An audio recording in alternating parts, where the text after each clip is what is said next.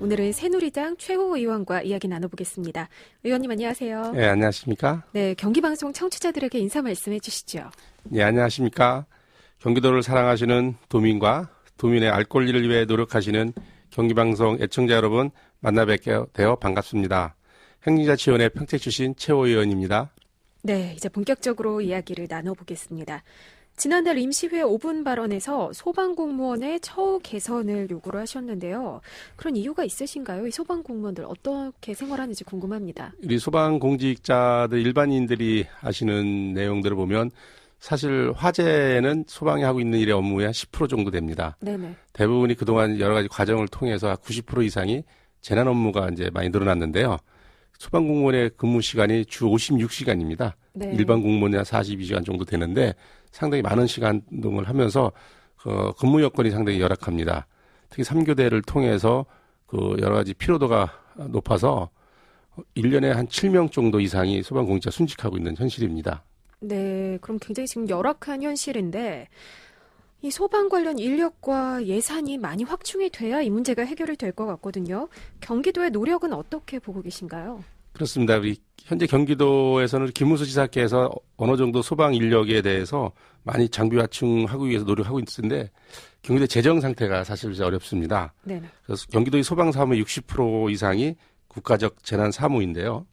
그럼에도 불구하고 경기도 소방 예산의 1.6%만 국가 사무 비용으로 지금 보존을 해주고 있어서 그런 재정을 충당하는데 상당히 어렵습니다. 그래서 저희는 지방 소비세든 또 담배세에 소방세를 시설해서 재원을 충당할 수 있도록 촉구하고 있는 실정입니다. 그럼 나머지 부분은 다 경기도에서 지금 그 지원을 하고 있는 건가요? 그렇죠. 98.3% 정도. 네네. 거의 대부분 경기도 재원이 지금 충당하고 있는 현실입니다. 그러다 보니까 아무래도 인력 확충에 좀 어려움이 있겠군요. 네, 그렇습니다.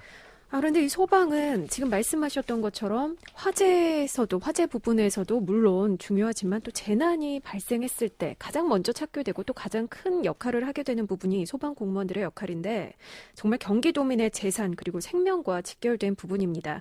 경기도 소방행정 개선을 위해서 주문하고 싶은 부분이 있으시다면 어떤 점일까요? 우리 소방공직자께서는 열악한 환경 속에서도 열심히 노력을 하고 있죠. 그러나 결과적으로 보면 소방이 3교대 상황에서 인력, 장비 이런 부분들이 부족한 상태에서는 소방의 힘만으로 할 수 있는 일들이 한계가 있습니다. 네. 지금 우리 경찰 같은 경우에는 사실 센터나 서바가 계속 늘어나고 있어요. 그만큼 현장 업무이기 때문에 현장 접근성이 좋아야 됩니다. 우리 소방도 역시 119 센터를 통해서 현장 접근성이 빨라야 대민 서비스에 좀 더 낫지 않느냐. 그런 차원에서 소방 행정이 좀 더 변화가 있어야 된다고 저는 봅니다. 네네. 소방 행정의 변화를 지금 요구를 하셨는데요. 앞서 말씀드렸던 것처럼 역시 그러기 위해서는 예산 확보가 가장 중요하지 않을까 싶네요. 이번에는 좀 다른 이야기를 해보겠습니다. 의원님의 소관위원회가 행정자치위원회인데요. 이번 달부터 경기도 행정사무감사가 시작이 됩니다. 이 중에서 중점적으로 살펴볼 분야가 있다면 어떤 분야일까요? 우리 행정자치위원회 주요 소관 업무는 교육과 인사관리, 또 처방, 또 대민 서비스와 관련된 업무입니다. 특히 공유재산 관리를 통해서 세수 확충, 또 재원 발굴을 하는 데고요. 또 많은 새마을이나 자원봉사단체들이 꽤 많이 있습니다. 그분들이 여러 가지 재정을 좀 충당하기 위해서 노력을 하고 있지만 그게 세수 발굴을 제대로 할 수 있는지 또 그 사업들이 적재적소하고 있는지에 대한 대비를 철저히 해야 되겠다. 이번 행정감사 속에서는 그분들이 대민 서비스 또 도민이 원하는 일들을 제대로 하고 있는지 점검해 볼 필요가 있다고 봅니다. 네. 지금 앞서서도 잠시 언급을 해주셨는데 경기도의 재정 상태가 굉장히 어렵거든요. 그 부분에 대해서는 어떤 의견이신가요? 지금 사실 경기도의 재정 상태가 부동산 경기 침체로 일어나는 문제죠. 저희가 세수 추계심의위원도 제가 겸하고 있지만 저희들이 경제성장률이 상당히 현저하게 떨어지고 있고 특히 경기도에 인구가 집중되면서 복지 분야의 예산이 많이 들어가고 있습니다. 경기도 재정의 약 30%가 복지 예산으로 들어가고 있기 때문에 갈수록 인구가 늘어나는 경기도의 현실을 보면 재정 상태는 갈수록 열악할 수밖에 없다는 거고요. 부동산 경기가 제대로 이루어지기 위해서는 현재 정부에서 추진하고 있는 그런 경제 활성화 사업들이 빨리 국회 통과가 돼서 도민의 삶이 좀 좋아질 수 있도록 그런 현실이 좀 필요한 시점입니다. 네, 지금 또 복지 예산에 대해서 말씀을 하셨는데 혹시 내년도 복지 예산에 이런 곳에 변화가 좀 있나요?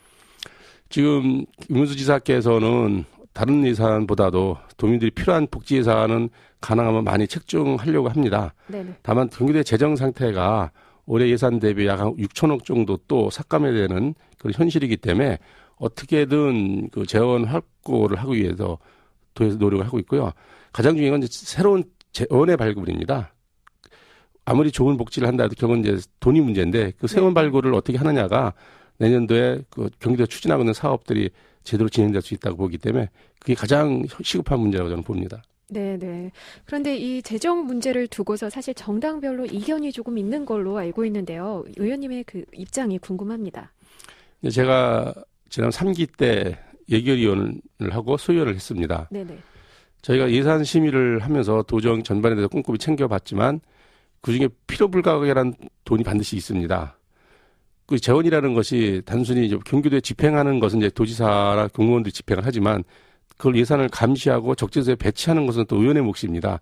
이 부분은 특별하게 어느 한 곳의 문제라기보다 도와 또 저희 경기도의회에서 같이 머리를 맞대고 풀어야 될 문제라고 저는 봅니다. 네, 서로 입장 차이를 밝히는 것보다는 같이 협력을 해야겠다 이런 말씀이신 거죠? 그렇죠. 그것이 결국은 도민을 위한 길이고 그 예산이 필요불가하게라는 것들에 적재적으로 쓰일 수 있도록 또 상의하는 것도 의회의 몫이기 때문에 그 의원들의 역할을 제대로 하지 않은 상태에서 일방적으로 도의 집행부가 잘못했다는 것은 도의로서도 문제가 있다고 저는 보기 때문에 저희 도의회에서도 그런 부분을 이제 좀 더 반성하는 의미에서 이번 행정감사나 예산안을 통해서 철저하게 노력하고 같이 협의해서 이 문제를 풀어가야 된다 저는 생각합니다. 네, 잘 알겠습니다. 제8대 경기도 의원 임기가 7개월 정도 지금 남아있는데요. 그 남은 임기 동안 이것만큼은 꼭 이루겠다라고 생각하시는 분야가 있으신가요? 우리 박근혜 정부에서 추진하고 있는 이제 국민 안전입니다. 얼마가 안전한 생활을 국민과 도민이 믿고 맡길 수 있는지. 그래서 무엇보다 소방에 관련한 문제는 좀 더 재정 확충을 통해서 제대로 된 업무가 이루어질 수 있도록 노력해야 되고요.